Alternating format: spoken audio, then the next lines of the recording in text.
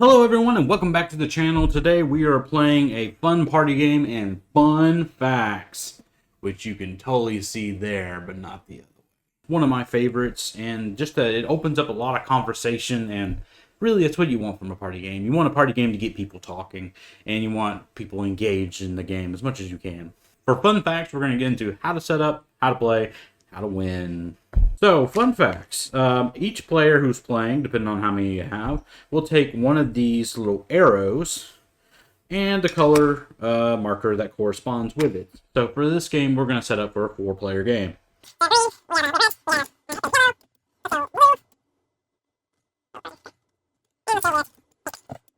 So for setup, everyone's going to take one color and one marker that matches that corresponding color. Also, you have this star here. This is what keeps your score on it. This also determines who is the starting player for each round, which will rotate around the table. As far as who starts the game, you actually choose that yourselves, however you'd like. I would suggest rolling a dice for it. Let's just say red starts this game. So I would get this token here. Basically, the idea of this game is to get our answers in ascending order from smallest to greatest, depending on what the prompt is. So, for instance, let's just look at the first prompt. First prompt is, how interested are you in starring in your own reality TV show? So everyone's going to secretly put down their numbers. So once everyone is ready, then starting with the starting player, they're going to put theirs out into the middle. Now, the idea is that each person's going to put based off what they think for the next player. So Blue might look at me and go, do I think that I want to be in a reality TV show more than Rhett? They would probably look at theirs and put themselves beneath me. And that's based off whatever they have. So for instance, we'll look at this as an example. They have 2. They have a whole 2%. So they definitely do not want to be in a documentary. So they're going to put themselves at the bottom. Pink looks at theirs and they really want to be in a documentary. So they're going to put themselves on top. Next is yellow, who has 60%. They're not really sure. Probably less than pink, maybe more than red, but maybe less than red. They have to make a judgment call here. They're going to put themselves beneath red with 60%. At this point, it goes back to starting player. And the starting player has one last chance to move themselves. Based off what they think about yellow, they're not really sure, so they're probably going to... So they'll, in this example, they'll keep themselves where they are. So now that everyone has submitted a answer and put it into the ascending order, we're going to start from the bottom and reveal. So blue has 2%, to which everyone understands. Everyone breathes a sigh of relief.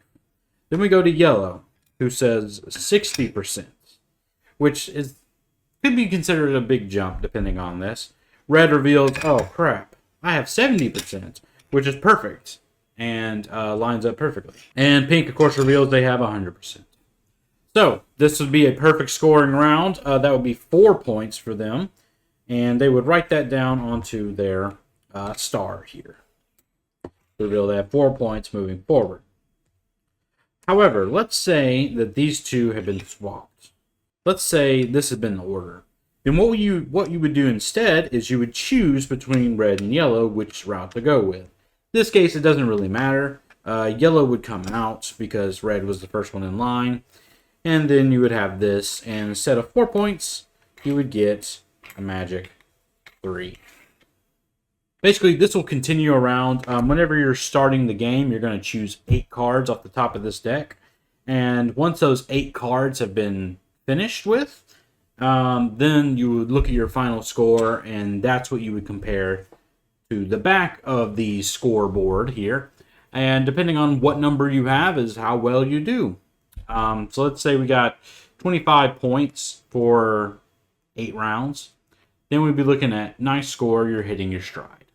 A lot like Just One, in the sense that what you're trying to base your success off of is how well you do according to this table in the back of the instruction manual. And then once you finish that, you're going to look at this record of legends, and you're going to record your dates, your names, and your score. And that's how you play Fun Facts. It's really fun.